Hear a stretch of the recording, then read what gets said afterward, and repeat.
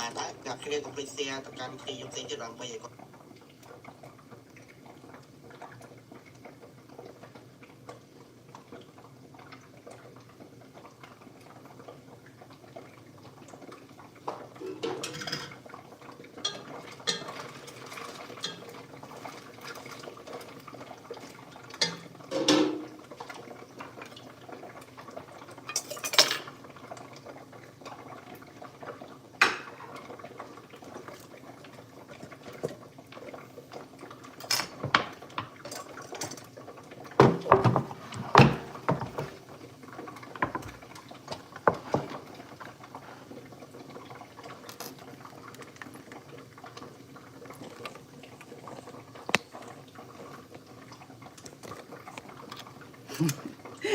I'm sorry. Let me find a place where I can rest. You good? Oh, well, goodness. So dramatic.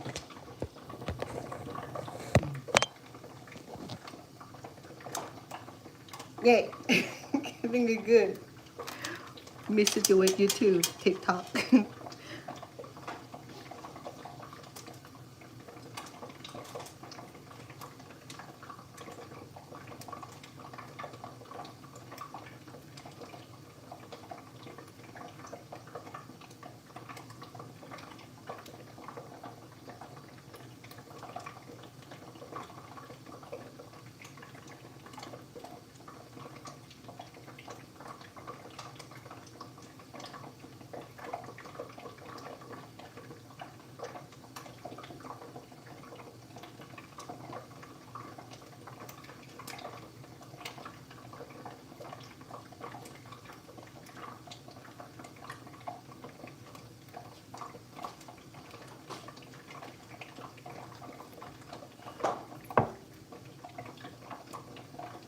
Welcome សុខសប្បាយជាទេសូមស្វាគមន៍ប្រិយមិត្តទាំងឡាយព្រមទាំងទស្សនិកជនទាំងអស់គ្នាសวัสดีค่ะยินดีต้อนรับ How are you TikTok fan and families I know it's been a few days welcome today I want to bring to you one of a delicious recipe soup that's been in my family well actually this is Vietnamese cuisine, but I adopted in my family because I was married to a Cambodian Vietnamese descent many years ago. So memory with me out of that marriage is this cuisine here. I mean, the marriage is gone, but the soup is with me. So I got the recipe. Oh. I got the recipe today. I thought that I will share with you because we have been making soups and dessert a lot lately because it's something that we wanted to, something that I like to share with you. Okay, so like I said, I love the recipe. It's from faraway land and I enjoy it tremendously. Oop, my bad. My apology. Stop it. Stop moving around. Anyway, so yeah, so it's from faraway land all the way to North or South Vietnam. I don't know which continent it is, but my family live in South Vietnam, in a small province called Sok Trang. Welcome, Sok Trang fan and family. See, any of you from Sok Trang? Clear? Okay, anyway. But despite of how this recipe come about, but Khmer people practicing it, they love the cuisine, they adopt it. I guess we enjoy what our neighbors shared. So I learned that when I was married to Khmer Krom, a man who taught me how to make this sour soup is called, well, I think the Vietnamese call it gan chua. Okay, my pronunciation might be sucked. I might be saying something crazy, but hear me out. But the Cambodian call it Somlor Machu Yourn. Okay, you know, that's a, let me explain why Somlor Machu Yourn, okay. In Thailand, they don't have Somlor Machu Yourn, they have something else. So Somlor Machu Yourn mean that it's a Vietnamese sour soup, okay. That doesn't mean that, it does sound like we are making Vietnamese soup or we're making soup out of Vietnamese. No, it's not like that, okay. It does sound like, yeah, but then no, it's a Vietnamese sour soup. So it's been in the family. It's delicious, quite contrary of anything that I did before, where basic. Okay, this one here is a little complicated because it involves so many steps, so many varieties of vegetables and herbs and spices that are gonna go into this pot. Okay, it might be so complicated. So what the heck? I don't care. I'm just go to Vietnamese restaurant and order a bowl of ganju and that's it. Too. Who wanna cook? I agree with you. That's why I'm gonna break it down, make it simple for you. Okay. So let me get my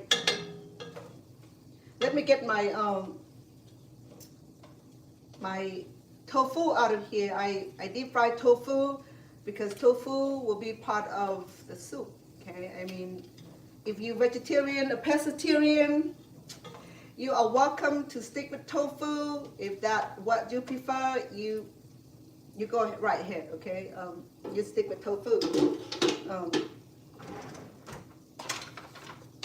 Nothing wrong with that. I love tofu. I love fried tofu, stir-fried tofu, sauteed tofu, tofu drink. They have tofu drink too, but it's called soybean. It's straight from tofu.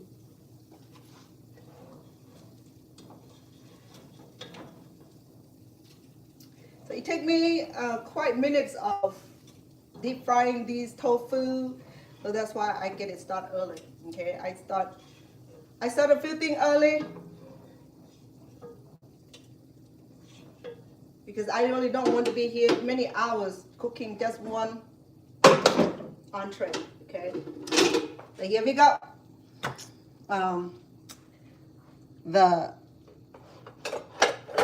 deep fried tofu. I got one pack of tofu, but it's that's all I get out of it. Don't know why, but that's all I need actually, because I have so many other vegetables that we're going to be using today. So this looks perfect. Okay, hold on, please.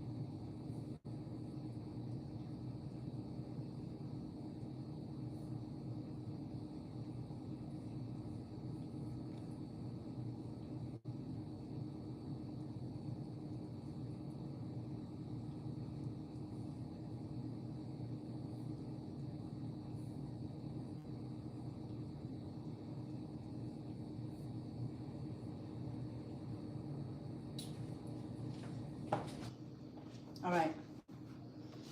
Before I start anything else, let me make a soup base. Okay, a broth.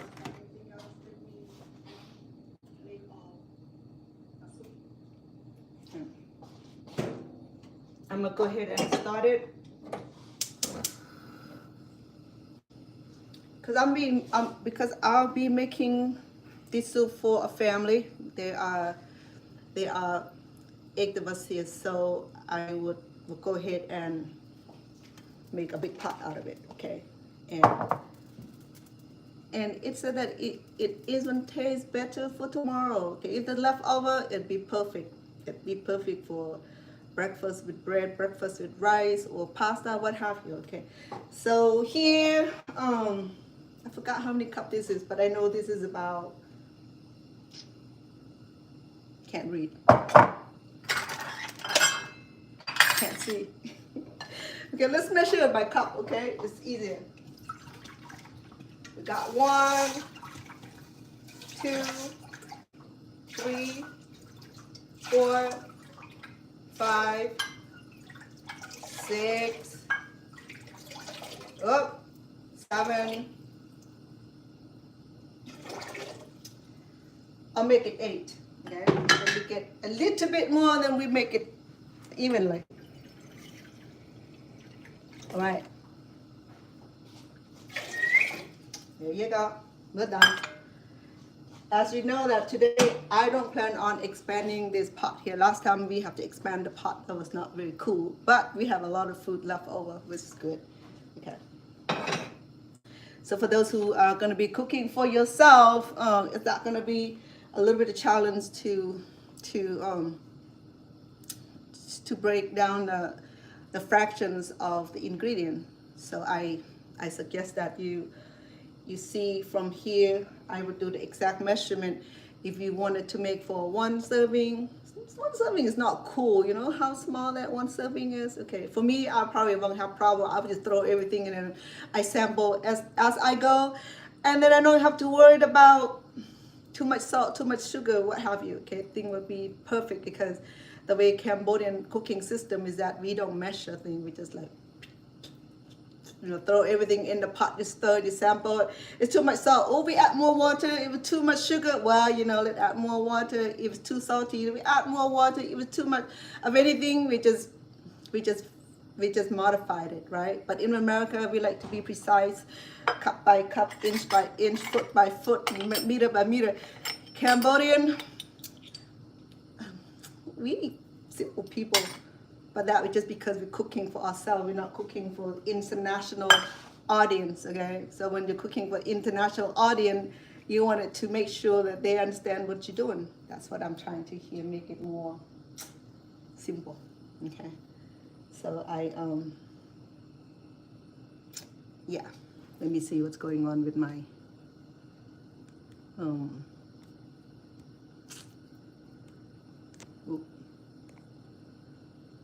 YouTube won't allow me to do comment today. I'm not sure what I did wrong with it, but hold on. What the heck? Oh, no, hold on. My bad. My language. My apology. Okay. All right. Too much fun there. Okay, I'm gonna go ahead and start with our herbs. Okay. Let me find them for you. I know I have them here. Oh, back here. My bad. Yeah, that is our ingredient today. I'm tired of go chasing after my cupboards. It has tendency to like be hiding, be somewhere where I can't find it. So I'm not surprised why, because my grandkid cook in this kitchen too, and my daughter's same way. So you know, sometimes it's one of those story where I share my kitchen. So first of all, I got this from the backyard. It's called kaffir leaves or the kaffir lime leaf. Okay, I have in fact 1, 2, 3, 4 trees of theirs. Okay, the only one that's doing well is back there. I show in my videos, but the rest is like to be or not to be, like Romeo and Juliet, you know, that it's not doing well. So this thing right here is very, very pricky, thorny. So yeah, I'll put this away now. I know, you know, I caused accident with this.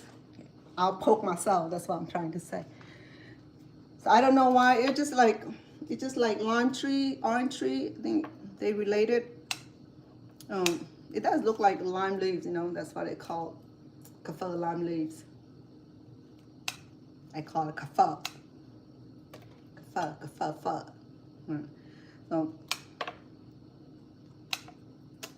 So I went and got a whole bunch. Look how thorny that is. This, if it prick on your finger, forget it. You can get allergic to it and get infected. In fact, one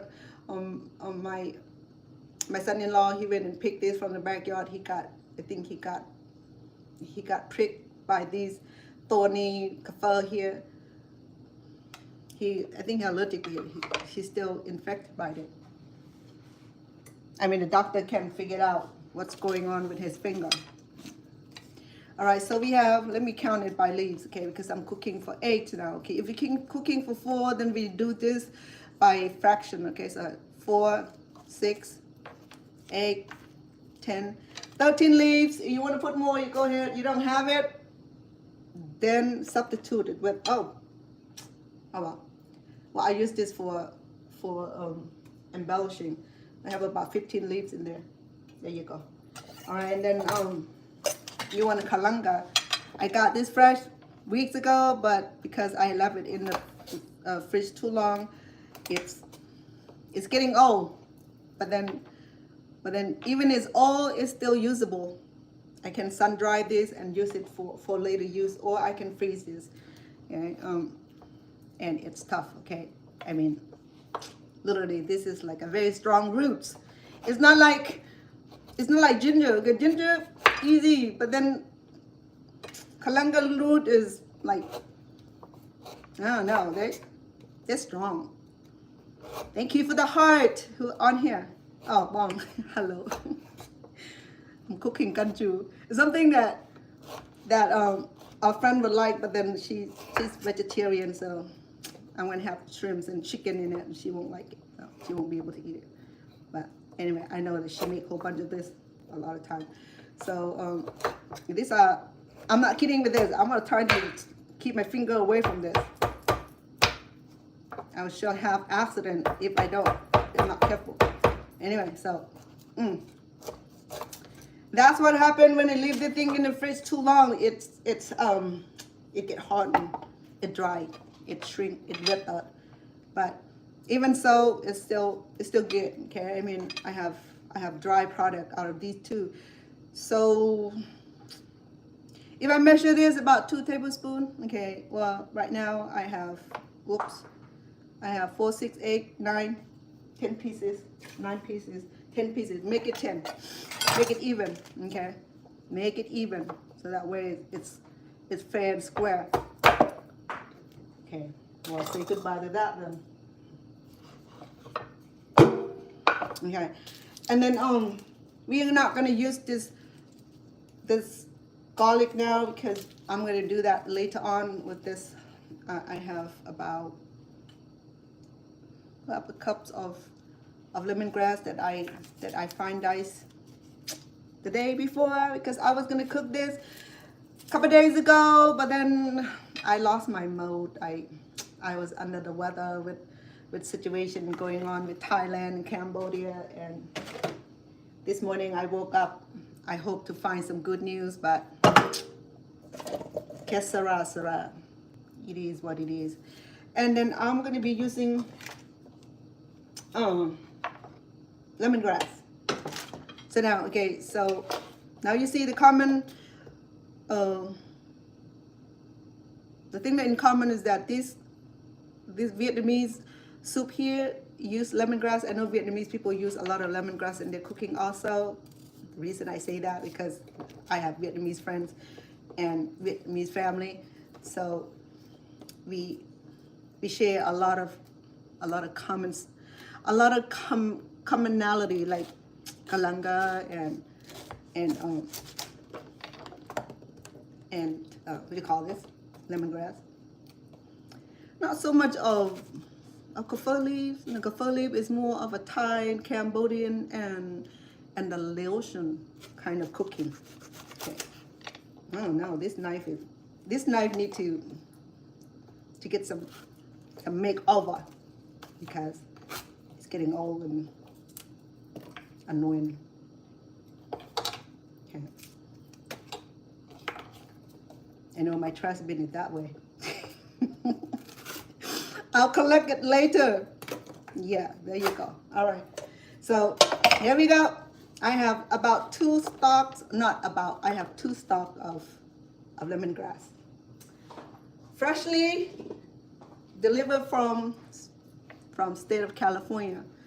Because the state of Nevada is sick and sad. I can't grow this thing. I got them that big shipping from, thank you for the heart, Mom. I appreciate that.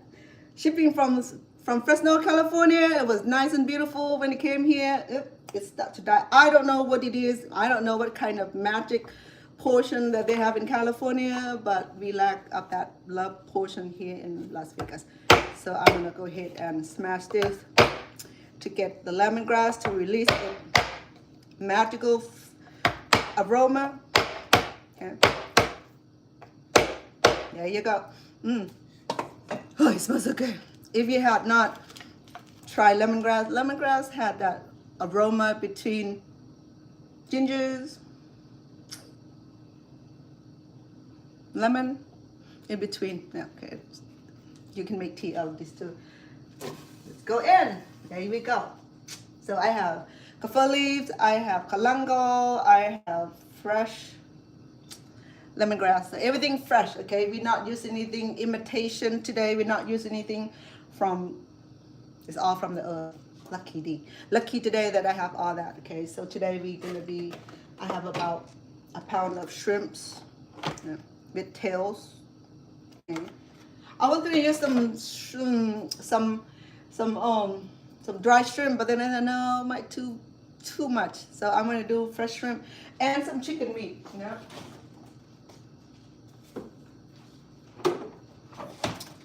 I know what's going on with my YouTube today. It didn't allow me to do the conversation today. I'm not sure what I did wrong, but maybe I did something that I should have done. Hold on. Oh, maybe because I didn't click not for the kids.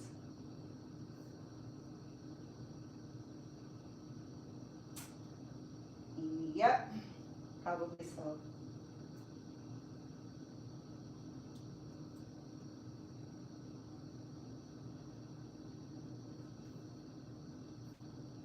Oh, I figured that out because I have to click off from not for the kids.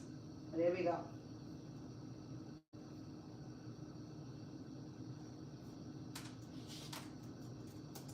Sorry, kiddos. They ask your mama, you can watch my show, okay? Have your mom turn on the TV for you, turn on the YouTube for you, and you can be in it. Thank you, Mom. I just figured out I couldn't get my messages because I forgot to click not for kids. Sorry, kids. You can't learn cooking on here because YouTube have their own thing, so I'm sorry about that, okay? But you're welcome to watch it later. Okay. So today I have with me some of the delicious vegetable here. Okay, I have king oyster mushrooms. It's the reason it's called king because it does look like king, huh? I mean, where's the queen? Well, he had two queens, which is the first queen and the second queen. So these are delicious, okay? Maybe I just use one or two and I save one for other cooking because if I have too much vegetable today, I probably need to expand the pot. And you know me, that's what I've been doing, that I need to control the portion thus far. So I have one package of hot tofu, which I fry to this. I fry this until it's hardened, so that way when I cook this, it doesn't break. If the fresh tofu, it'll break. Okay. So I'm gonna use two king oyster only because I will use these. I will sure need bigger pot, and I have tendency to do that. I need to stop that, so that's why I'm gonna quit doing that. Okay, because it doesn't excite me for doing that because I thought it was like crazy because why would I keep doing that? Okay. And then I have pineapple. I peeled it already. Okay, because without pineapple, this soup will not be that kind of soup. It'll be just regular soup. Okay. The distinguish between regular soup and the Vietnamese canh chua or sour soup is this baby here. This. Sweet aroma. Fortunately, I cut the top part of it.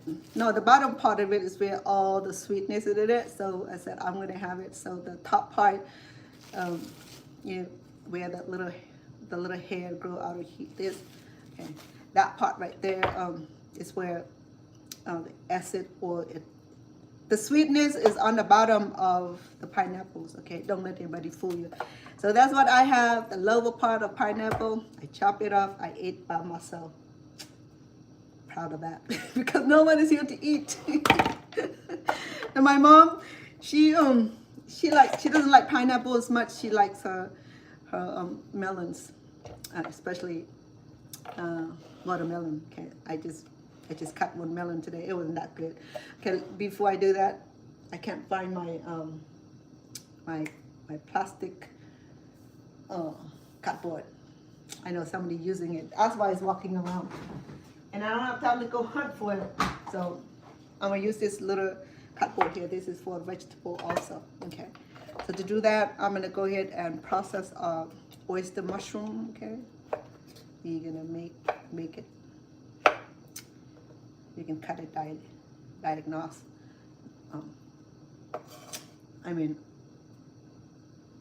Diagonal.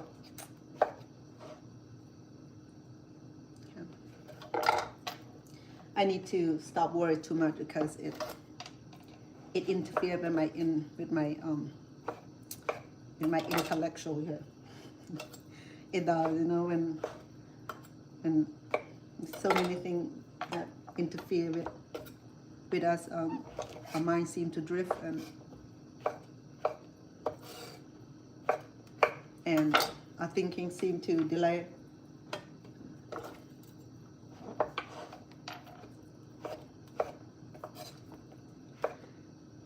So this is the size of the vegetable that we'll be cutting for our vegetable today, because we don't want it too small, too big. But when we cook this down, it'll shrink, and it's perfect for one bite. And then I have this done already. In fact, the ganchu juice is boiling. It smells so good. I love the cross aroma between the galangal, the lemongrass, and the kaffir leaf. They're just like sound like they're in the marriages. They just go well together, and you cannot have one without. Though you could, but then you feel it's not complete. You know what I'm talking about? Just like when you're making steak, you know, you don't have steak sauce, you don't have steak marination and brine and all that, so you don't feel the complete. Same way in cooking any food, if you have one item missing or one ingredient missing, you feel like, man, you know, shoot, you know, I shouldn't cook this. That was my attitude. Okay, so I'm gonna go ahead and let's go back to this. So I may not use the whole thing because, as you know, that if I use the whole thing, I would have to expand to, well, right here is about a gallon and a half pot. If I keep adding all extra vegetable, sure enough, I would need a new pot, and I don't want to do that. I wanted to cook one meal, not leftover. Though I'm sure that the kids will love it when it's left over. I mean that they don't have to cook, especially my daughter. She left over. I have not made ganchu for a long time. The reason being because getting the recipe, all this vegetable was just like, okay, I got these and that, but I still have these and that missing. So then I said, okay, I'll make it next time, and I never got around to do it. I think last time I made ganchu was about a year ago. Okay. And you see why I say that, because there's so many ingredients that you wouldn't believe. So why so many ingredients? That's why I'm telling you that it's complex, okay? But then because I want my sweet and sour soup to have the dominant of the fresh pineapples, I will go ahead and add a little bit more, but I'll cut down other vegetables. That way I won't have too much where I need to transport into a big van, you know, like a family grow, the last child born, when everybody fit in a sedan and then you going somewhere fun, but all of a sudden when the third child is born or the fourth child is born, now you have to get a van. Yeah, you have to get a van. Same thing here. If I keep adding too much vegetable, I will sure need a cage. Yeah, all right. Yeah. So I'm planning on cooking it with coyote also. Not coyote, my bad. Where am I gonna get the coyote from? It's chayote. Chayote, not coyote. Okay, coyote is the wild animal running in the Sahara desert. Chayotes is this loving plant here, okay? And that little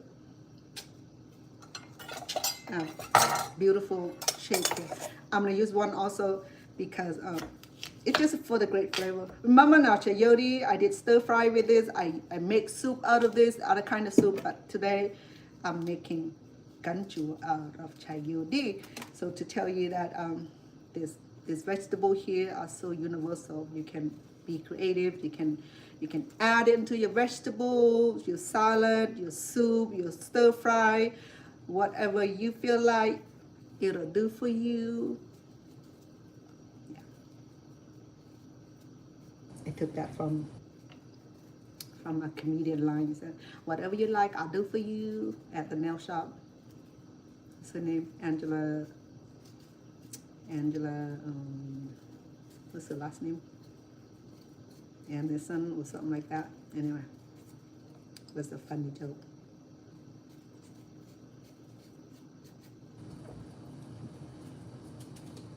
I wash and clean this thoroughly, so that way I don't have to rewash this. Okay.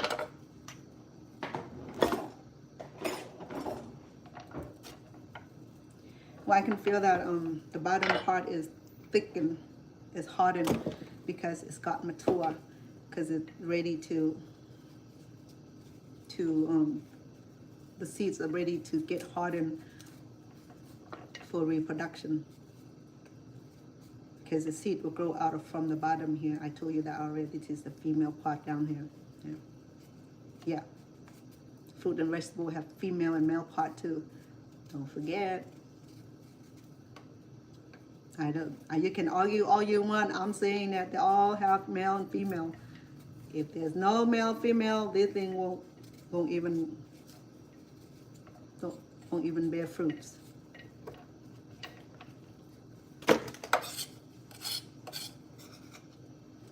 So we have what we have: pineapple, king oyster, chayotes.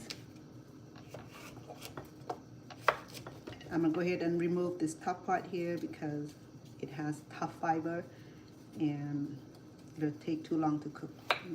So again, we're gonna go ahead and make it as neat and bite-sized as much as possible.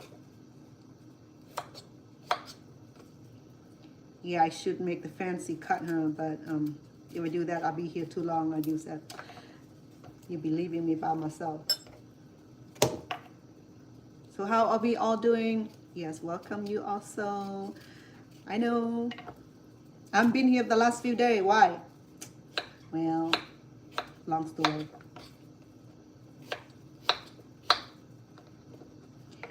Yesterday I was with Cassandra Hepburn's picking her up from the airport.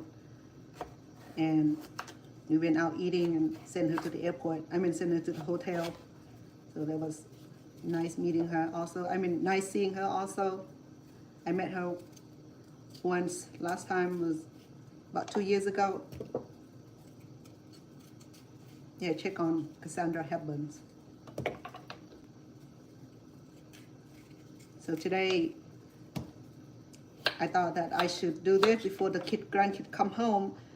They're out celebrating someone's birthday, swimming again, because swimming seems like is their hot spot. Because this town here is cool for swimming because it's so hot. Oh, the pot is boiling. It smells awesome. It smells so good. It makes me hungry. I ate already, but still making me hungry. I will let the pot boil for a few minutes. The reason I do that because I wanted to allow the lemongrass. Oops. To allow the lemongrass, the kalungo, and the herbs to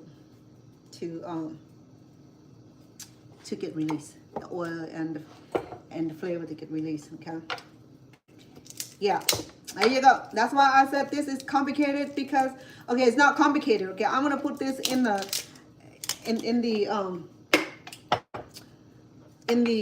description so that way you will have all this description, all this ingredients.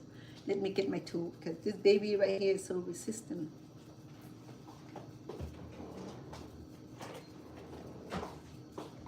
Yeah, my tool.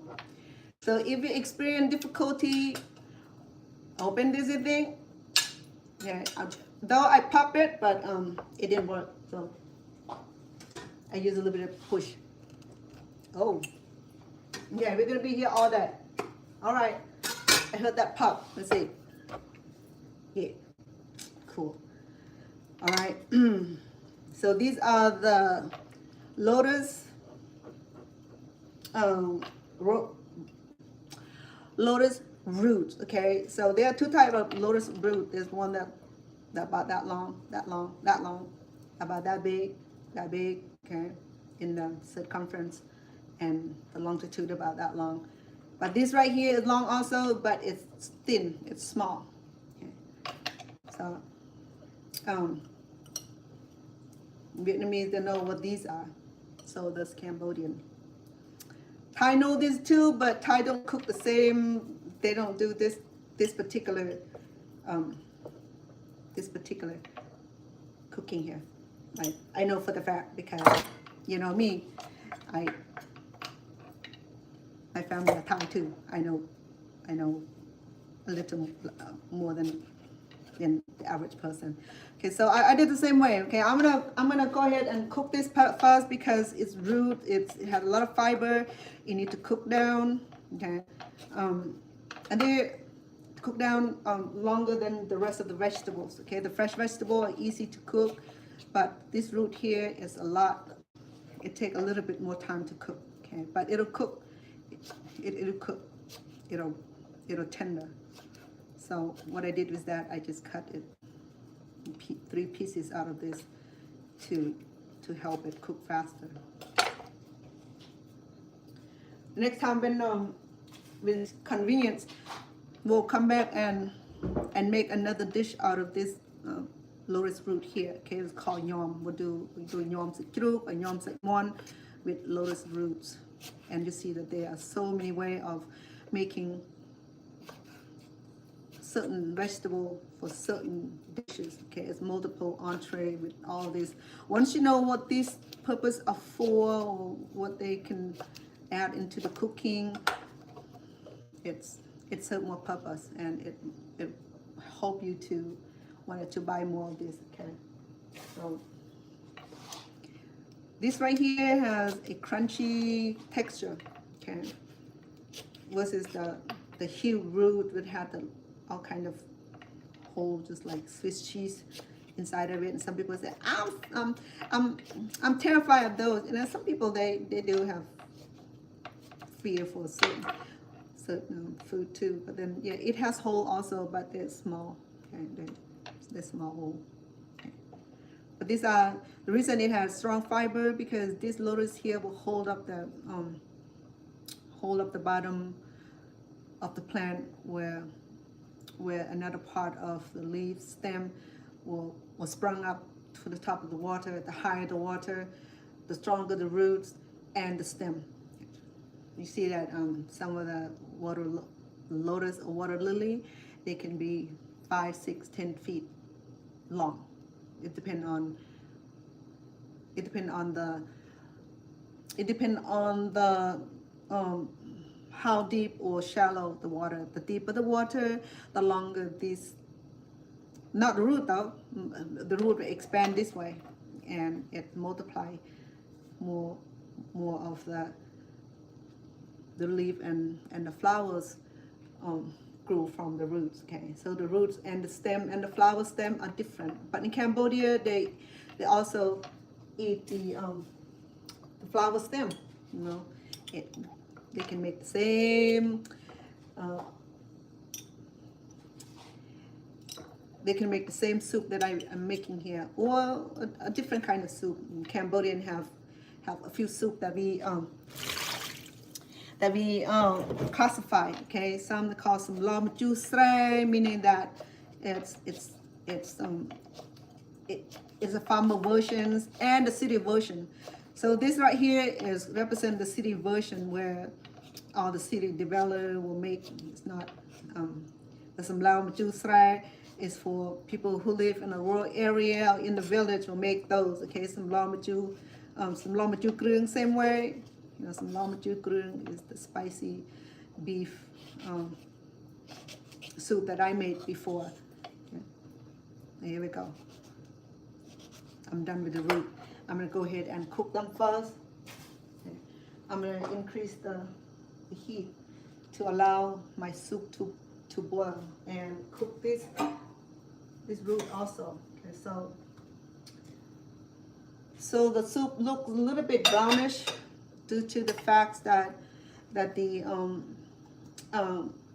extractions of the roots and the herbs and the lemongrass and the galangos and the lime leaves all extracted, so it looked really nice. It looked brownish. Okay, so you may not see it, but I'll bring you here later. Okay, so now let me go to the next ingredients, which are I'm gonna add some jalapeno. Okay, tomatoes. Yeah. Okay. So our first ingredient, we have tomatoes, we have king oyster. It's optional, king oyster mushroom. Okay, but because this is kind of vegetable that's available in America, so I substitute for many vegetables. Okay, so I make it work, like I said, you know, because in Cambodia or in Vietnam, people use whatever vegetable that they are accustomed to, but here in America, I make it in a way that I'm able to get the vegetable that's available here, and it tastes relatively the same, and it does not change much.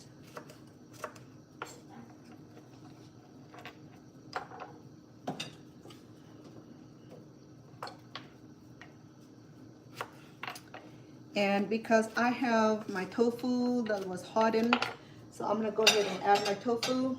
You know, my tofu, I cut it into smaller pieces before I deep fry this, so it's done, it's cooked, it's edible. I mean, the soft tofu is edible also, but hot tofu, it tastes amazing. So if you're pescatarian or vegetarian, welcome. Wow. Oh, I can see it's heating up.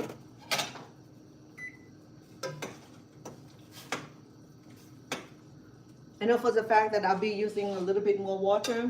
Okay, the next thing I'll do is to cut my chicken.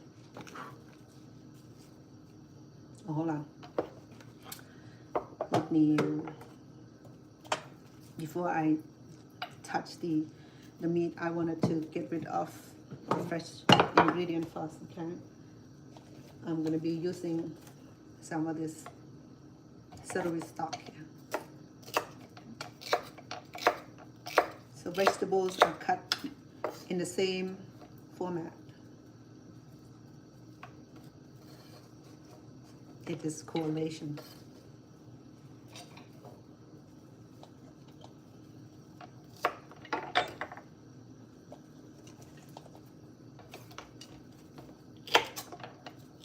When I went to Vietnam many years ago, it impressed me because we went to eat at a Vietnamese restaurant by the roadside, and when they served the ganju, it came into the little cotter pot, in a terracotta pot, so fancy, or aluminum pot, and it's like hot pot. Okay, so that's one of the way to eat this ganju. Is a lot of time people don't add the vegetable, they will add it when comprised on the hot pot format. Okay, where you set the hot pot situation with gas burning or charcoal burning on the table, and you bring the soup, complete soup, and some of these vegetables will be adding on to later. Okay. So I have about 5, did I say 5 or 4 stock of this? All right, look at girl, that's about enough vegetables. Yeah, but I might do one more tomatoes because I want tomato will be the dominant ingredient in my cooking beside the pineapple. Okay, I might add some colored pepper also.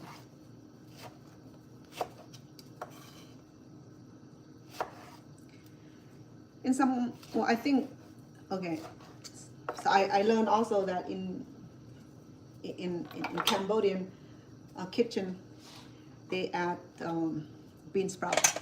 That's cool. Bean sprout is cool. Okay. All right. I think we're done with all the vegetable. We're good. Oh, hold on. Let me do the lemongrass and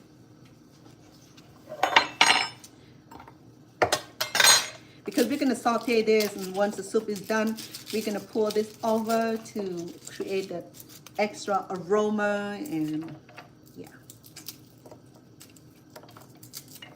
a lot of stuff. I got you.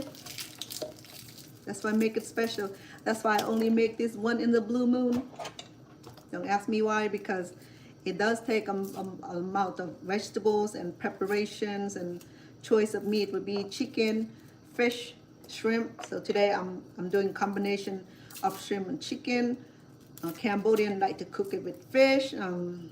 If I do fish, I have tilapia.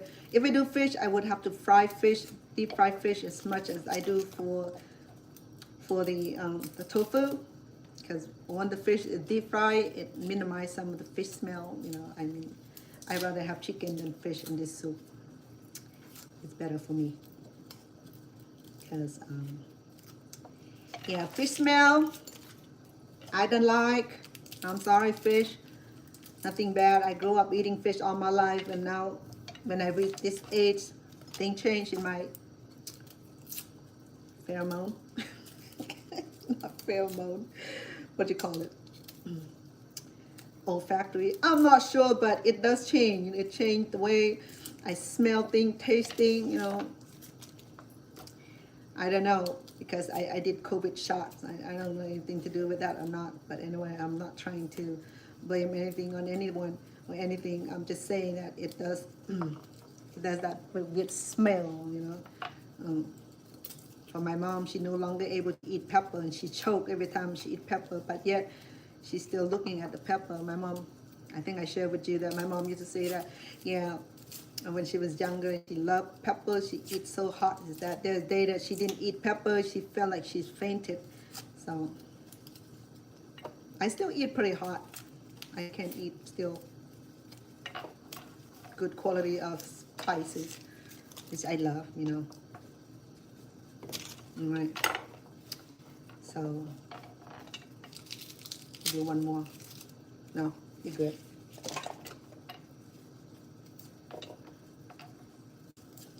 I'm gonna go ahead and smash this and fine dice it with, I can blend this.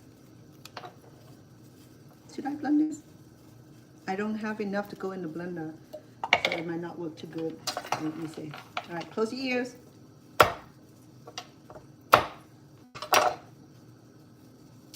All right, I've got to remove this.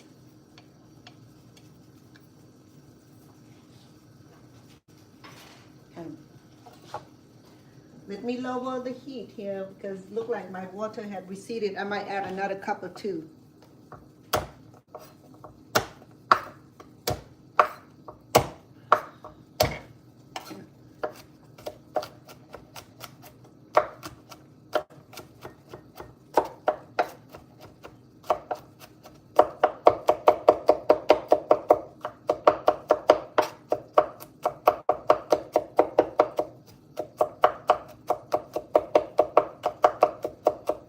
Remember when the kid was young, when I do this, my baby would get up and start dancing.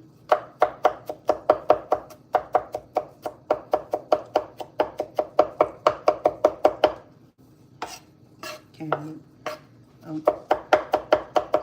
Because garlic is quicker to roast than the lemongrass. Okay, lemongrass it has harder fiber, so that's why I have to roast them differently, separately. Okay. So I'm not doing too fine, okay? I mean just enough to separate them and break them into smaller portions, smaller pieces. Okay. So I have about 3 teaspoons. I can measure that for real. I might get the exact measurement. So there's 1, 2. Isn't that amazing? Exact measurement, 3 cups. Girl, I'm proud of you, Vanna. Give yourself a hug. Okay. We'll do the same for here, okay? We're gonna go ahead and measure it so that way you might have too much. 1, 3.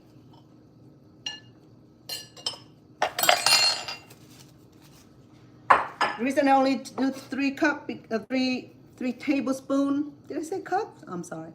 3 tablespoons of crusted chopped garlic and chopped lemongrass. The lemongrass I need to chop a little bit more fine because it has this tough fiber. Even if I roasted this, the fiber can remain tough. Remember the same lemongrass that I use for the soup base? Same lemongrass. But this is going to be roasted. And we're going to add this on toward the end of our cooking. Okay, once the ganju or the Somlor Machu Yourn is done, we're going to pour it on with I can't do sesame oil because my grandson, hold on, he's not here. So no, I'll do regular cooking oil. I'll do avocado oil.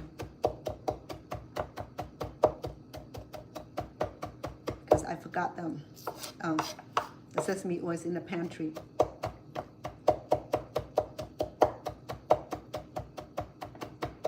While I'm waiting, I'm gonna go ahead and roast it our garlic. That way we'll save some time. Okay?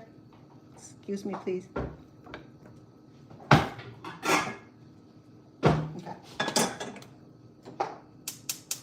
That way we're not wasting too much time. Okay.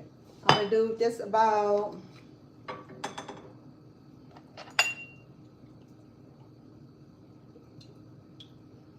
2 tablespoons of cooking oil of your choice. Okay. We're gonna be roasting our garlic first. When it's done, we'll follow this with this lemongrass here. Okay. I'm gonna fine chop this. I can use the blender, but it's too little for a blender. It might not work.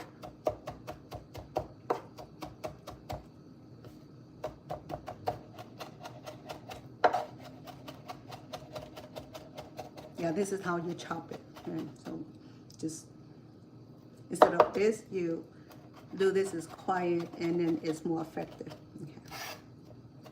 Believe me.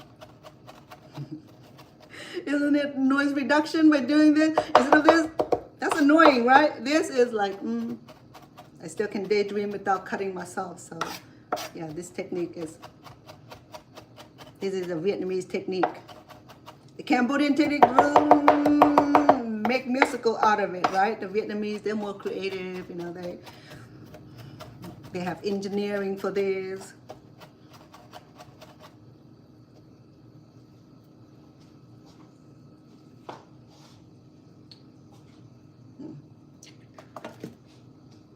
Where'd my spatula go? My ladles.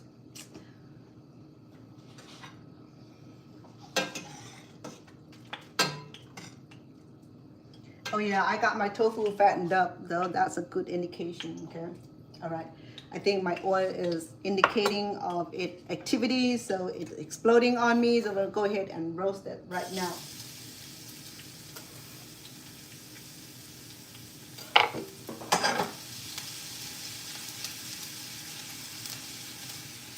I do on low heat. You want to make sure that this garlic is roasted slow, so that way we get the best flavor, the best aroma out of it. Okay, if you do it high heat, it'll turn brown, but it's burnt brown. It's not gonna be effective. It's gonna smell funny and taste funny too. To get the best result from roasting any kind of ingredients or spices is to do it low heat, okay, and you get the best result. It takes a little bit of time, but it's better result, better flavor, better aroma too. Yeah, there we go. Fine as sand on the beach. So yeah, we've been doing this like a career professional here. All right, we're done with that. Okay. Yeah, be careful, okay? I've been doing this for thousands of years, so yeah, I do this for thousands of years, so I'm good. Yeah.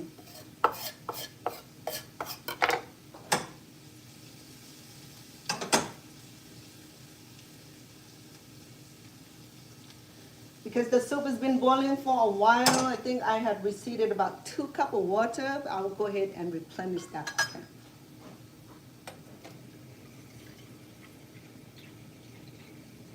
In fact, I have 8 cups here. I might add it to 10 or even 12 because the amount of vegetable I have here, it don't need that much. I got 9.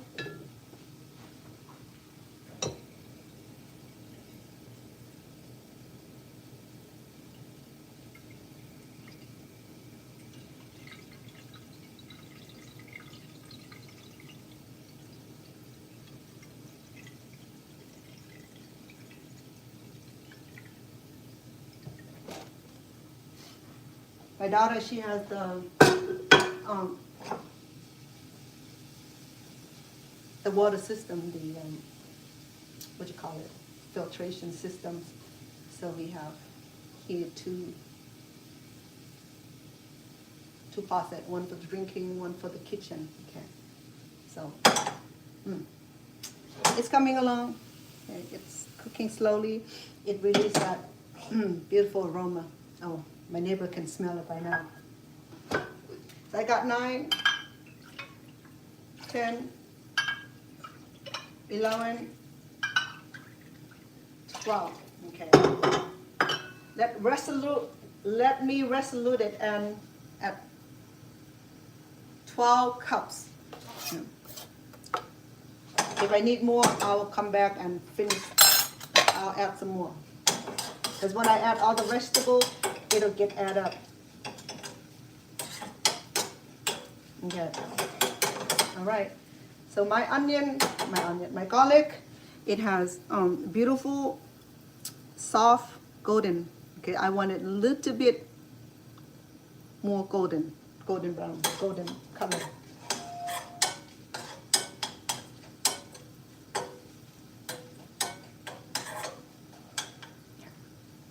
Now, my vegetable, the only thing I didn't get was these jalapenos. Okay, I'm gonna put just 1 in first, and then I will divide it for my mom, and then I'll add more, because my mom she can't eat hot. But then 1 jalapeno will not hurt her, just for the flavor.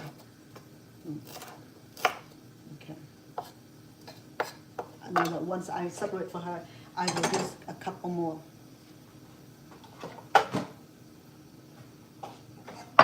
All right, here we go. The golden color that I'm desire in my garlic. Okay. See that?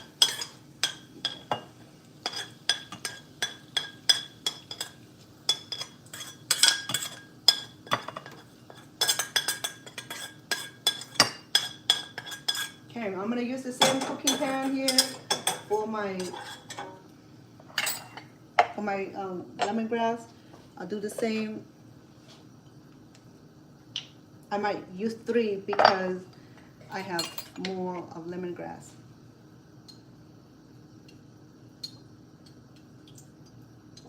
And with the oil that I'm not using in for the soup, I will use it for another cooking. Okay, let me measure this. I think we have like 3, 4, 5 cups. I can't remember. 3 tablespoons.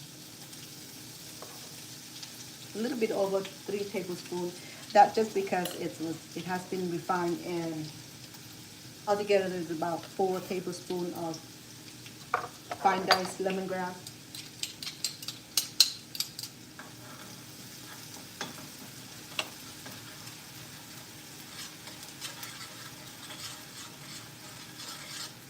I've been cooking this for so long. I never have recipe, or I have no recipe for it because I know it so well. I just, like I said, I just throw everything in a big pot and watch it boil and serve. So the reason I'm doing all this measurement because I want you to get the concept of doing the Somlor Machu Yourn or the ganchu. Okay. So I don't know where my meat cutting board is. Like I said, oh, it's down here. It's down beneath. But let me do this.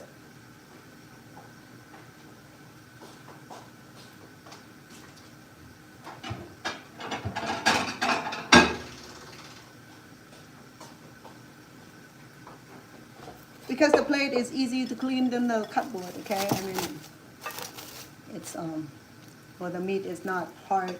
I already skin and bone it, so I just need to cut in smaller pieces. I use the chicken thigh or the chicken drumstick is fine too, because this type of soup you need something that would have a lot of muscle in it. Okay, so I have 5 thighs of chicken meat.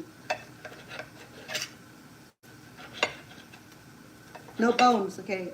A lot of time Asian people love cooking the meat with bones. I debone this because I know that it's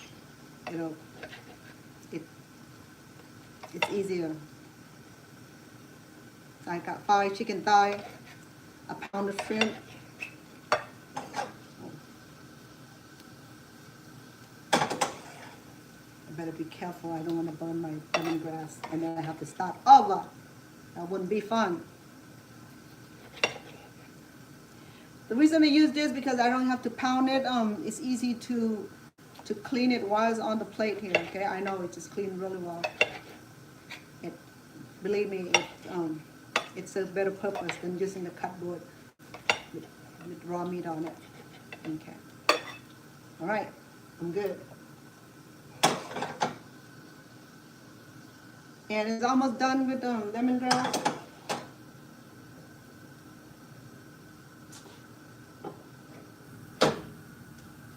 Let me wash my hand.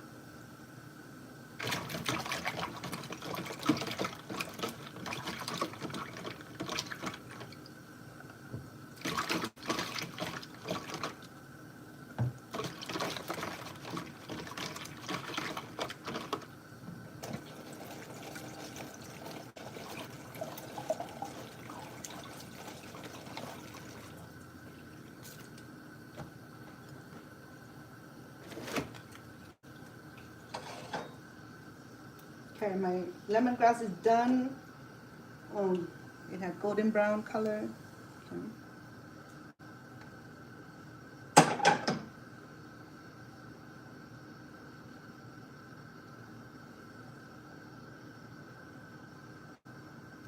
I'm cooling it down. I'm gonna go ahead and add our chicken.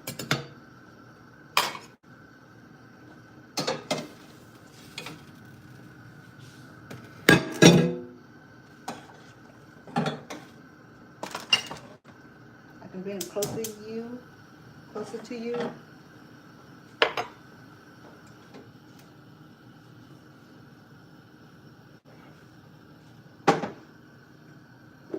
After I add the 5 thighs of chicken meat, it looks like I may need another pot. I mean, more water, but we'll figure it out, okay? Now we'll go ahead and add a flavor. And I'm gonna use the chicken bouillon powder.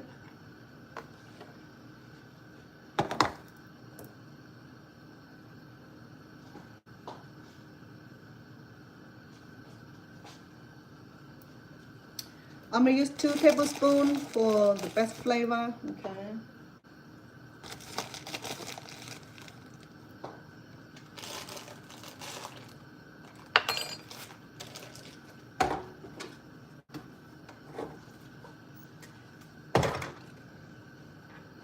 And I'll go ahead and add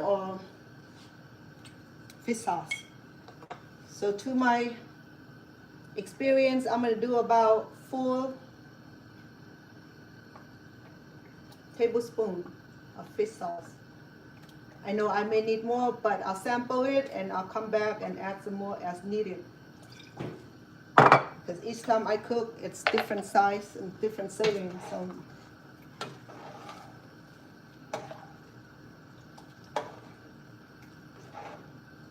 it smells so good. Okay, I'm gonna add about 1 tablespoon of sugars. Typically in the Vietnamese restaurant, they prefer the canh chua to be between sweet and sour, so I'll do 2 tablespoons. And then you design your own flavor, whether you like it a little more sweetness or no sweetness, it's up to you. But the original recipe, it's sweet and sour. That's why it's called sour soup. Sweet and sour soup. It looks good, it smells good. I will go ahead and add pineapples because pineapple, I'm gonna add it in to allow the pineapple to release its flavor, okay? And pineapple does not cook and tender easily. It will stay hardened until like you really overcook it. But the mushroom will come back and add these mushroom and other ingredients we have later on. Okay. So we have the lotus root up first because lotus root had hardened or had a lot of fiber. Next, I'm going to add this, allow the pineapple to really like marriage into this pot.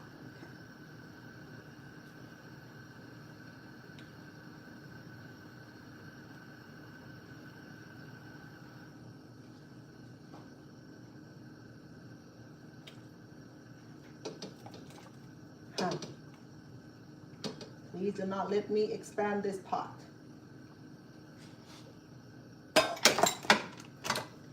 But I still have this much of vegetable to go. And I still have the coyotes. I'll add coyote neck. Chayote. Hello. Where do I get coyote for the soup for? Hey, but it's not a bad idea though. You know, sorry coyote, we're not gonna eat you because had no reason to. We don't have beef deficiency in America here. But though I'm sure that, you know, a lot of nations like China, Cambodia, they love coyote, so not coyote, the 4-legged animal running around in the Sahara Desert. So what I learned about the Cambodian and the Filipino culture is that they make the similar, almost the same what I'm making today. Okay, I don't even know what's in Philippine called, but if you in Tagalog call or in the Philippine language call, if you know what these are, we almost similar. A few years ago when my daughter, she has a kind-hearted, handsome boyfriend, and he's Filipino descent, and his mom loved cooking like I do, and this year that when we have family gathering and she make this sour soup and it tastes amazing.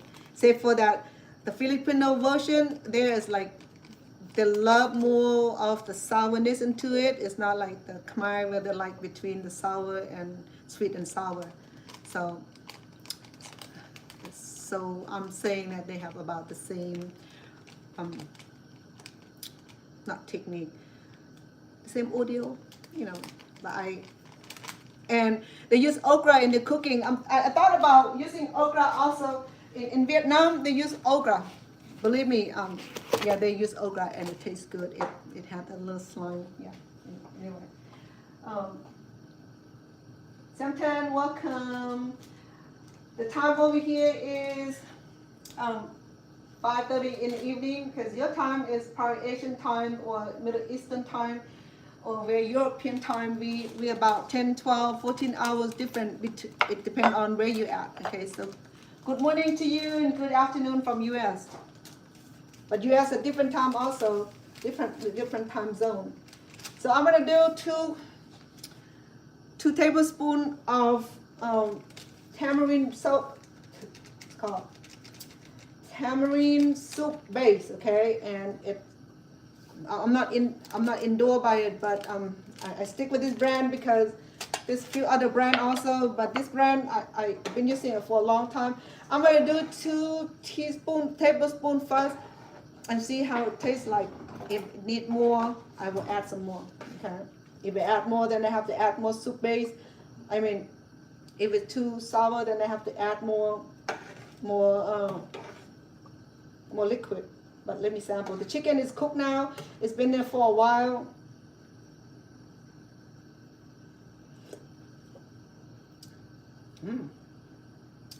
Guess what?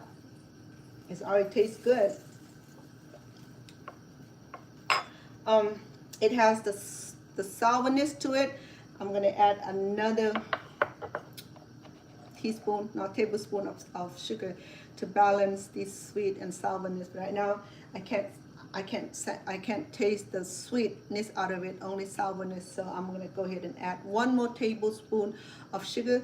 That make 3 tablespoons, 2 tablespoons soup mix, tamarind soup mix. So that's due right now. It tastes just perfect as it is, but it's still lacking in sugar. So I'm gonna add another tablespoon of sugars.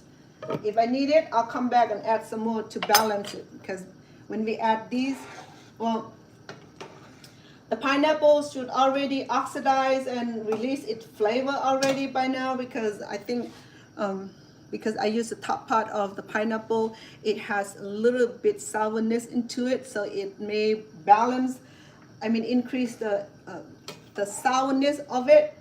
But I'm not gonna worry, because if I need to balance it, I add more sugars, because we have about 12 cups of water here, so it'll need a little bit of ingredient to balance anything in the pot. Okay, so tastes good. So I'm gonna go ahead and add our chayote. Yes, I got it right this time. Thank you for the grammar correction, guys. Being multilingual, sometimes I either speak too fast or too unclear and unverifiable language, so sorry about that. So chayote is hotter than the what you call this thing?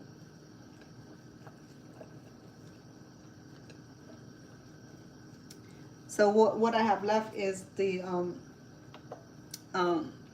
celeries and the pineapple. The tomatoes, because tomato cook quick, and I don't want my tomato to cook down. I want my tomato to like stay in firm piece. So I'm gonna add probably almost last. Okay. But let me cook my chayote right now, and it looks good. It's gonna look real good once I add this tomato in there, because it's gonna spike up the color of my soup today.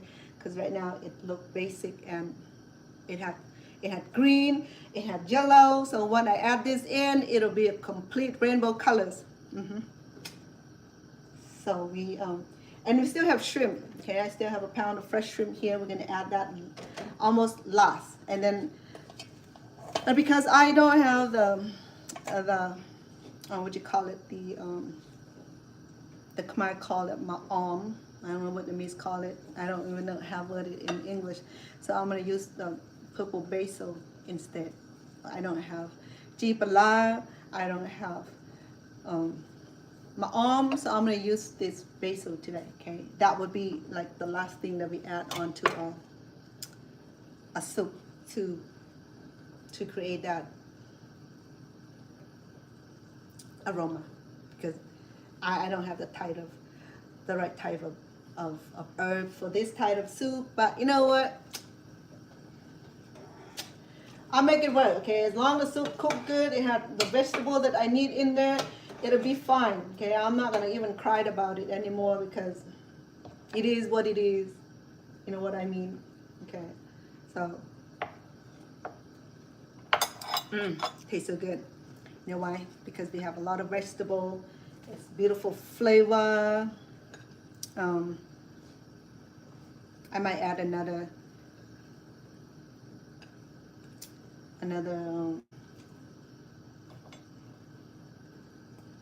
probably another teaspoon of fish sauce,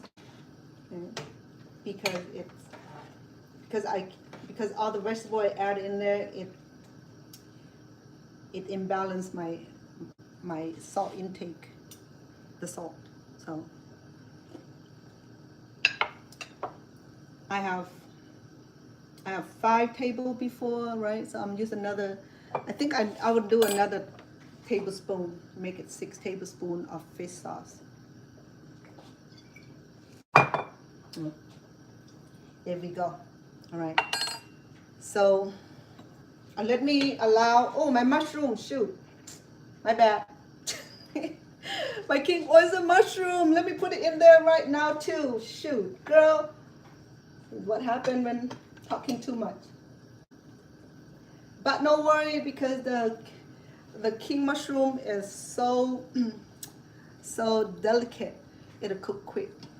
Believe me, I deal with all kind of vegetables. I know exactly how long it'll take them to cook well, or medium cook, or well done. Okay, and especially this right here, when I need it to stay like in a nice pieces, I will use last. When we add our shrimp, when the vegetable is done, we will add our shrimp. We're gonna add our roasted garlic and roasted lemongrass.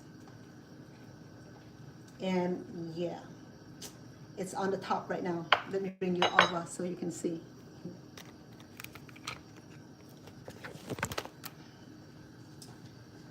So here we go.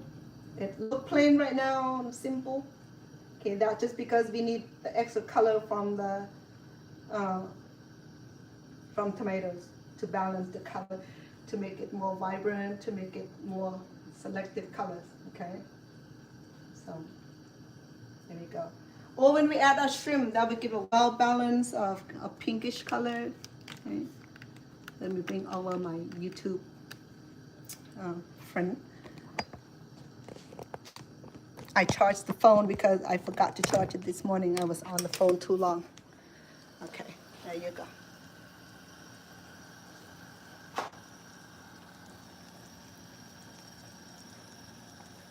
I know, right? Look like I need to expand the pot. But no, I'm not expanding no pot. Believe me.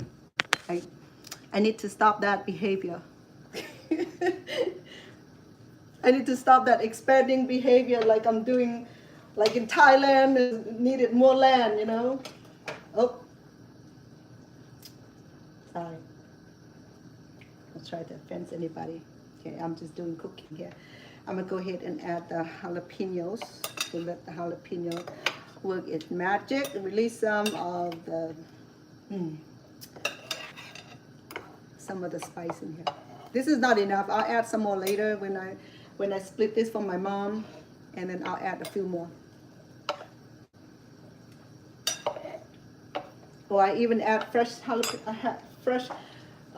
chili. Oh, it's boiling.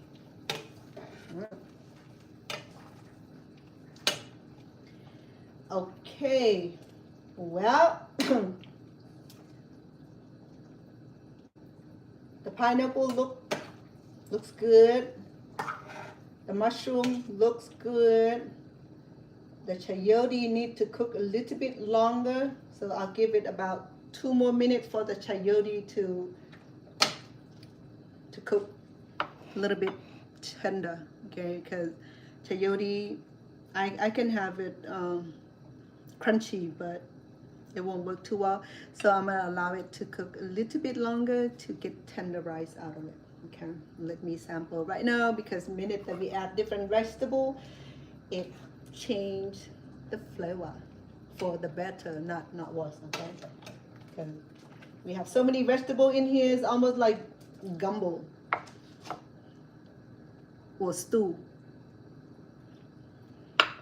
You know how we make stew? You have your beef, your onion, your garlic, your celery, your carrot, your tomatoes, your potatoes, you know, go in the pot.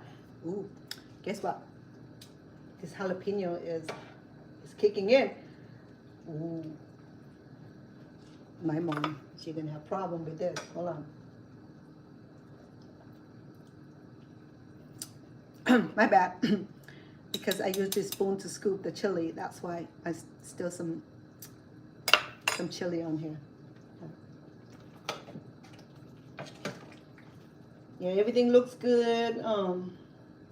See, we had a whole bunch of, got tofu, we got lotus roots, cilantros, not cilantro, the pineapples, okay, and the chicken. Oh. So we have what? We have celery stick, we have chayote, the roots, pineapples. What else? What else do I have in there? Tofu, king oyster mushrooms. Right. So I guess we about to be done. So I'm gonna go ahead and add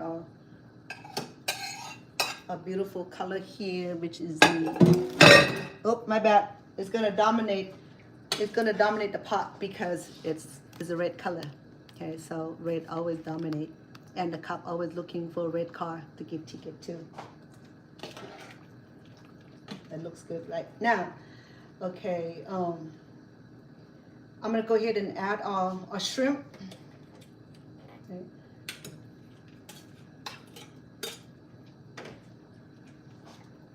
At the same time, I will go ahead and add our garlic, roasted garlic.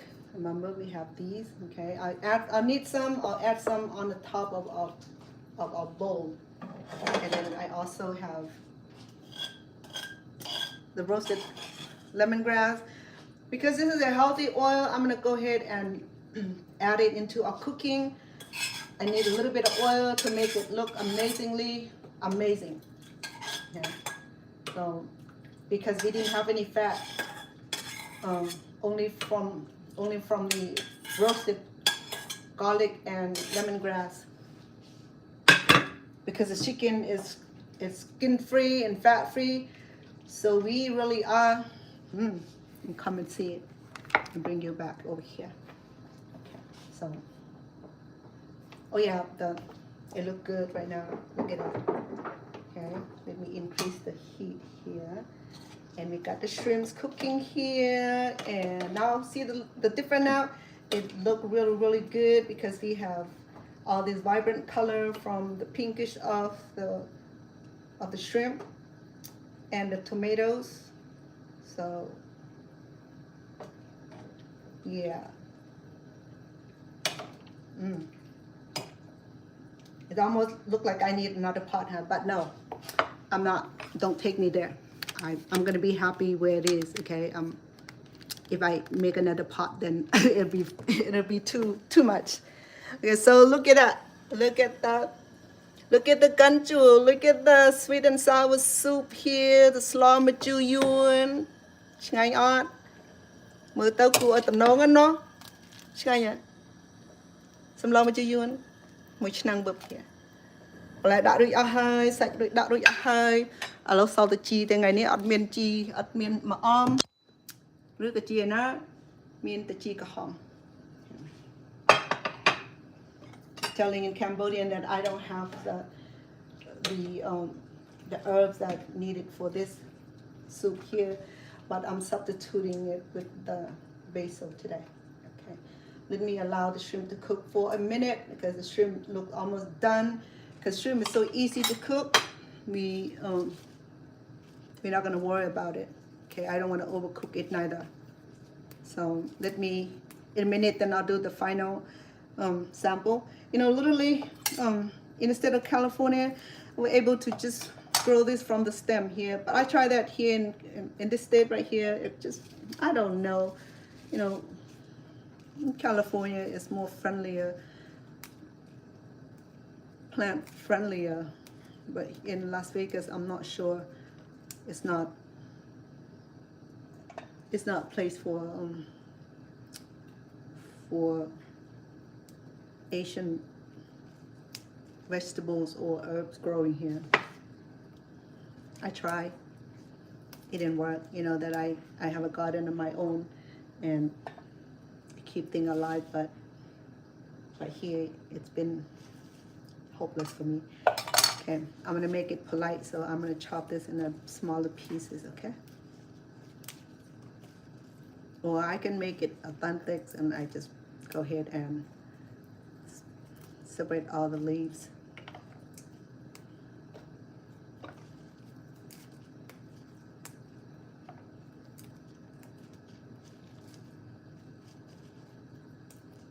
normally with this right here it'll serve with fried fish cooked fish or salty meat or chicken or beef okay but today I'm only make one entree which is the sweet and sour soup here or Somlor Machu Yourn or ganju only so I have fried fish in the fridge that my daughter made the other day so if she wanted that would be the second entree for this but today we're just making this ganju here only okay and it go over rice if you prefer or you can eat it by itself or you can have it with pasta or any grain of your choice okay. So in our family we have long grain rice so that's what we typically have okay so it's boiling right now okay I wouldn't be able to even remove the bubble because if I do that, the lemongrass, the roasted lemongrass will get removed. So I'm gonna leave it as it is, and I will go ahead and sample it for the last sampling and see what I need to add onto this extra. Oh wow, shrimp looks so good.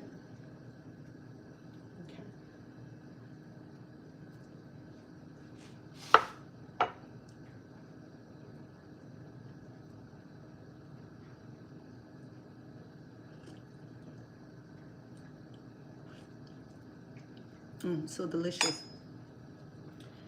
So that it's not too salty. Actually, it's low salt, low sodium. But if I wanted more sodium, I can add extra salt or fish sauce when it's served. Okay, for now, I'm leaving as is. And it's already boiling. The shrimp's already done. I'm gonna go ahead and turn the heat off because I don't want to overcook the shrimp. Okay. Yeah, let's visit. Let's visit the ganju, okay, the sour soup.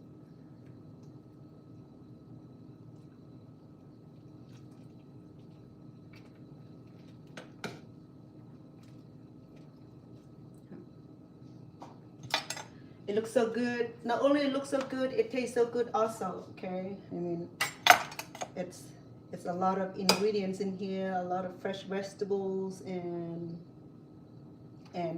herbs. So, after that final decorations of this herb here, okay, the basil. Now it's complete. This part right here, it's such a big combination of flavorful vegetables, meat, herbs, and spices. Okay, there you go. And it tastes amazing. And it looks amazing now because we have the complete rainbow colors of red, yellow, and green, and brownish. Oh, sorry about that. Okay. So let me scoop and serve, okay? This is how the Vietnamese serve the gan chua. Let me show you some of their tradition.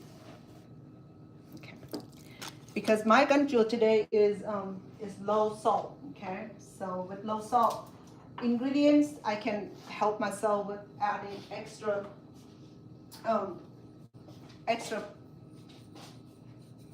I can have a spoon of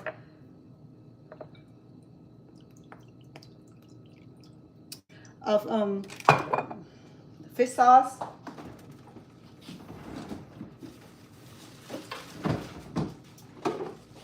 and this is how Vietnamese serve, okay? Okay. You know that I live with Vietnamese descent for 13 years, so don't mind me even know a little bit about the kitchen. Okay. So, right, let's go ahead and dice this in bite size in peppers. Okay.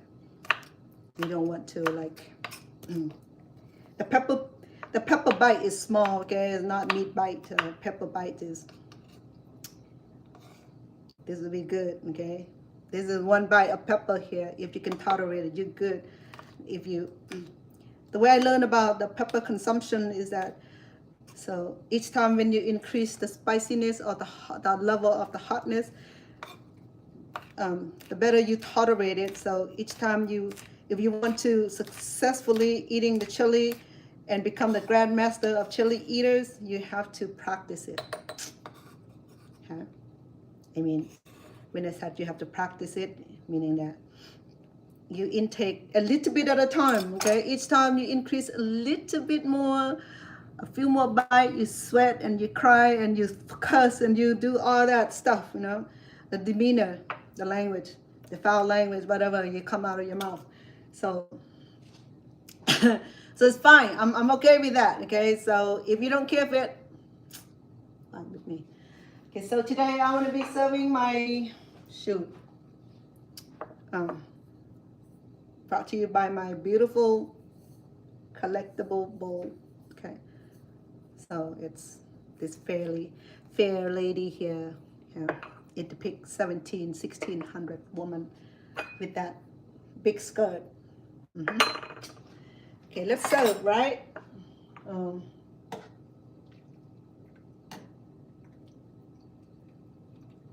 Oh, it's so pretty. The color is so vibrant, the flavors, the aroma.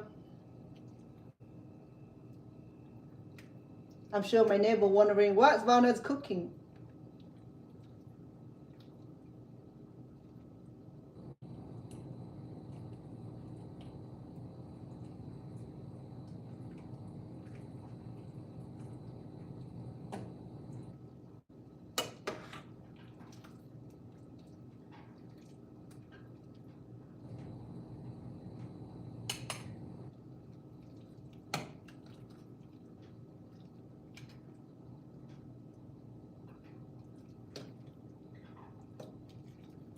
Okay.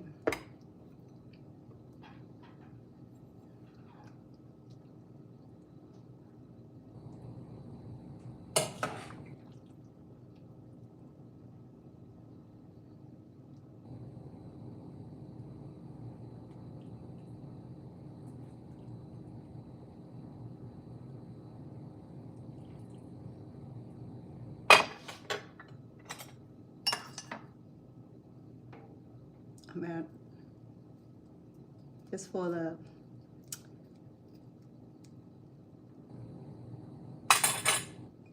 for the beauty purpose, okay? All right.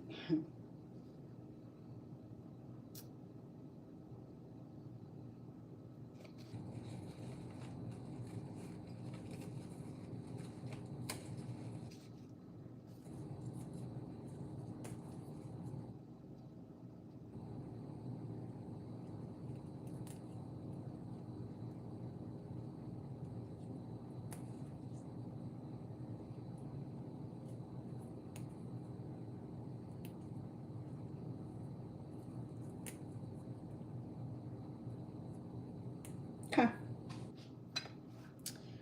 So here the chili pepper, the fresh pepper. Okay. I'm not going to say Thai pepper because people get offended. We have that in Cambodia too, in Laos too, in Vietnam too, in Sri Lanka too. So let's say that it's the pepper, the chili. So here we go, my beautiful ganju, sweet and sour soup, Somlor Machu Yourn. Chap Yourn ban Somlor ngay. That's a joke. No, it's not a joke. I'm sorry. I take it back. It's a Vietnamese ganju. It's a Vietnamese sweet and sour soup, and it's incredible. It looks delicious. It smells delicious, and it tastes amazing. I know for the fact because I sampled it already. Okay. And I have a pot full of it, so my kid gonna be happy coming home from their swimming, from their hot day from the pond. I mean, from the swimming pool to this ganju here. They'll be happy. Okay, it'll make them happy. Oh, that does it. It tastes so good. Now that I can taste the sweetness from the pineapple. Ooh. It's marinated in. It's marinated in this pot here. Okay, it's something that you can try at home.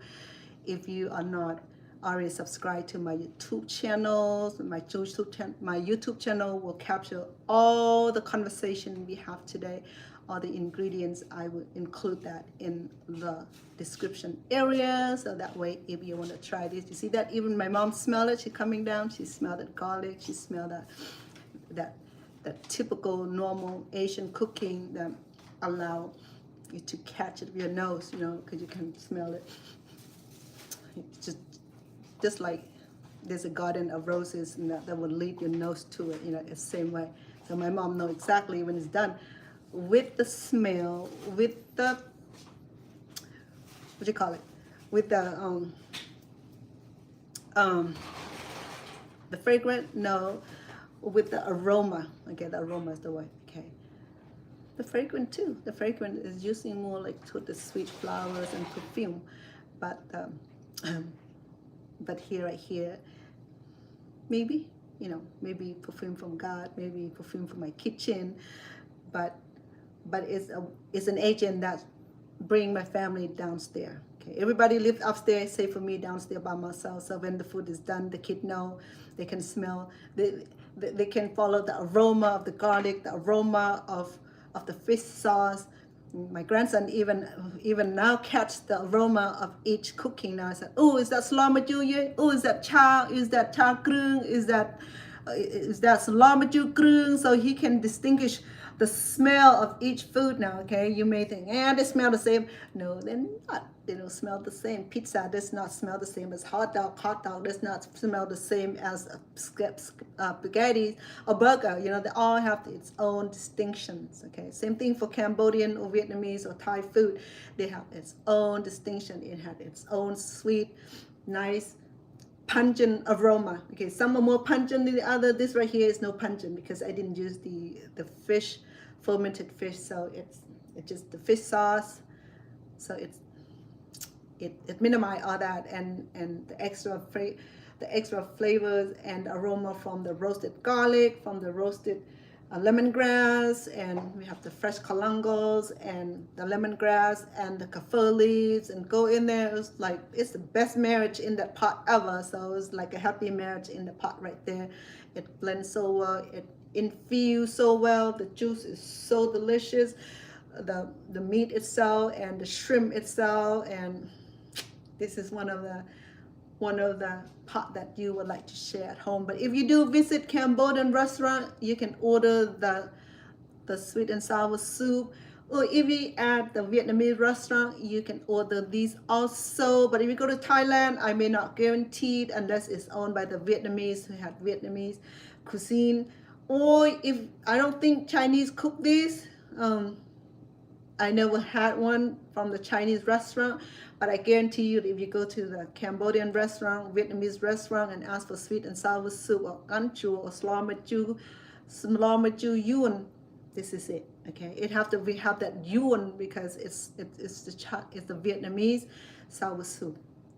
And if we say right in Vietnamese, then they say canh chua and chu. I think I don't know which is which, but I know that it rang the bell in my ears that 20-30 years ago I was able to speak Vietnamese really well. I haven't been in that environment for so long. So, and then if it's not enough flavor, it's not enough sweetness, or it's not enough salt or sodium in it, and then you just dip, or you just had a dip of this chili here. Okay, it'll go well, and that bowl of rice was served like it's a hit right here. It's gonna fill up here, and your nose gonna be dancing like the fish in the water. Okay. Anyway, today I just want to say that I appreciate you coming on here and spend the time with me. I have been doing a lot of thinking, a lot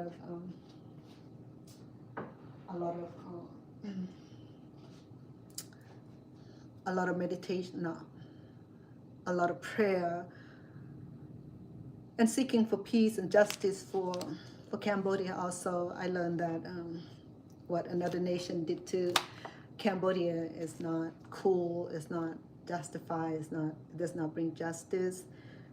So I do believe in the power of the high creations and the high Almighty God, and I believe in the healing. I believe in the blessing. I believe in miracles and things that happen the most unexpected way.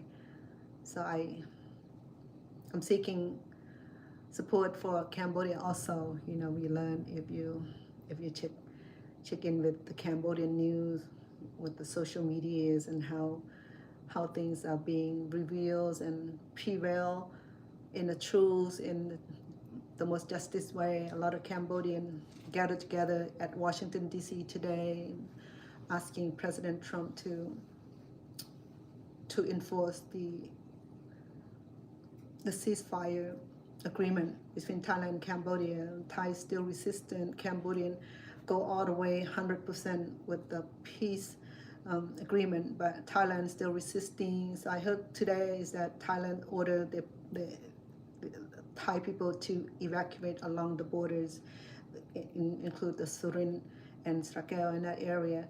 They want to clear the population out so that way they can move in the heavy artillery, the tanks, and their war equipment and war equipments and so on and so forth, the tank and stuff like that. So I saw that someone had captured the videos of it, and it's scary because if that happened, meaning that the strike can happen again.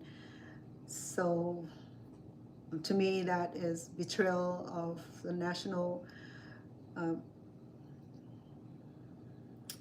rule and regulations and ceasefire agreement between the two nations. So the Cambodians want peace, and they cried out for peace. So a lot of people today ceasing support from U.S. President in Washington, and they are rallying in front of the White House, and people in Melbourne and Australia, in France, Paris, France, and in Japan, in Korea, in America, in Stockton, in San Jose, in a lot of states who are rallying to seek peace, to seek understanding and support for Cambodia in any way. Just the voice of loving kindness, and support them and bring justice. I stand for justice. I don't stand for bully. I don't deal with bully very well. As you know me, I live here in America. I free my life. I escape the killing. I escape the oppression. I escape the ethnic cleansing. I escaped the genocide, the minefield, the labor camp, and all the shitty stuff that I went through, the camps and all that, to come to America to seek peace. So you know, we about peacemaking, peacekeeping, peace-seeking people. We can't go to war. Cambodians are not ready for anything. They barely got over the genocide, the cleansing, the Khmer Rouge, the killing field. Definitely, they are not ready for anything. They barely learn. They barely got on their feet and developing their exchange market, their economy, and building the city, building people's life, and multiple the population, because majority of people were killed or here in another world.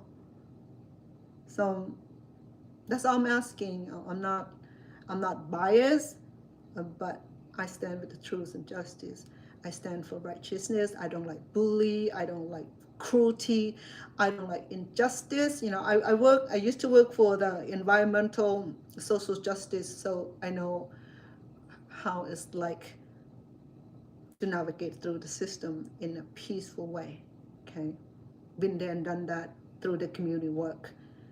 So here in America, I feel helplessness.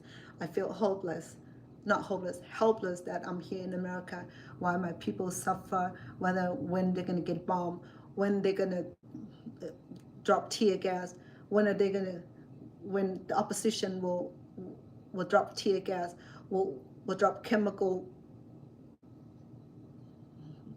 weapons, could drop weapons, you know.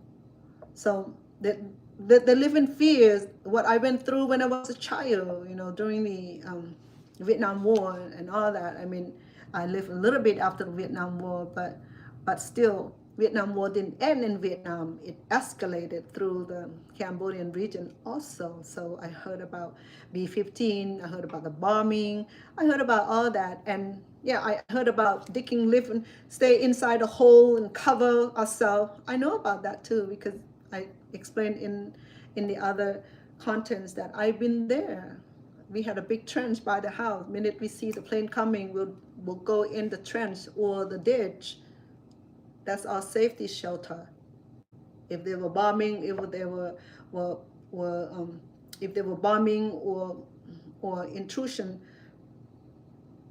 we conceal.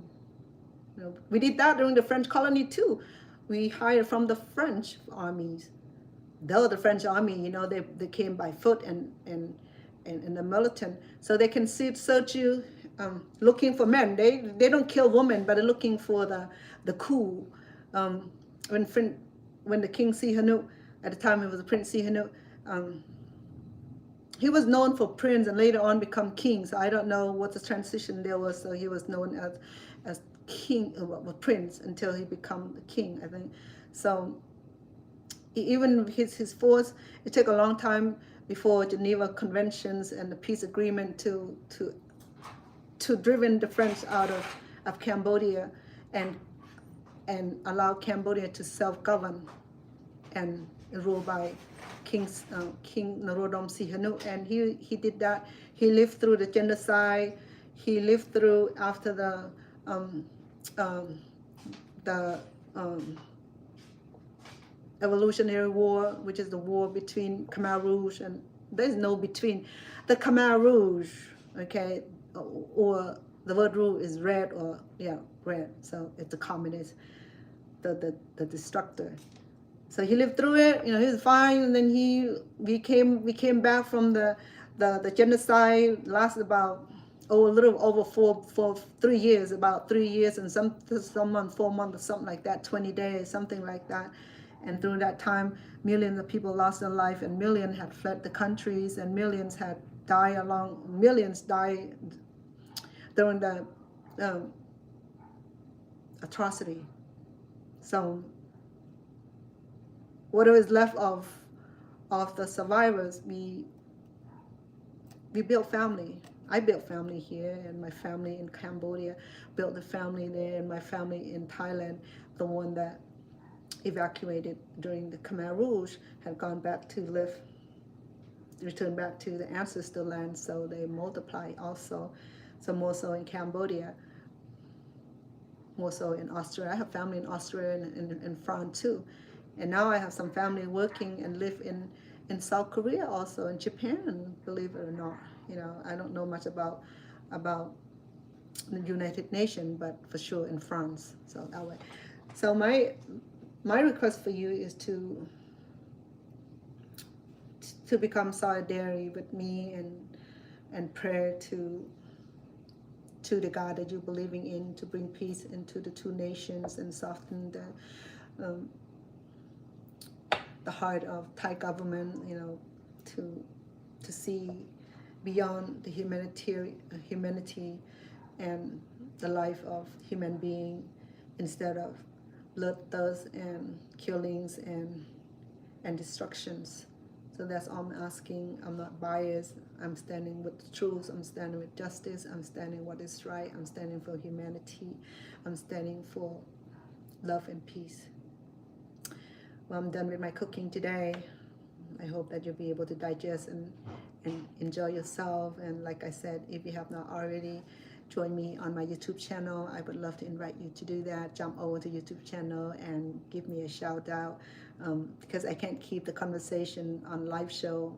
It'll be taken off soon, so I'm locking off also. So if you do visit me from TikTok, and if you jump over from TikTok to YouTube, please, you know, do a shout and let me know that you follow me on my YouTube, and it'll be helpful always to subscribe and to leave comment to let me know that you appreciate my show and that you enjoyed it, because I enjoy bringing this to you. And it's a little bit of work today, but I'm glad that we're here together. And before I see you next, where you at, whether it's morning for you, evening for you, I wish you safety. I wish you good night, good morning. Thank you so much. Get me up there.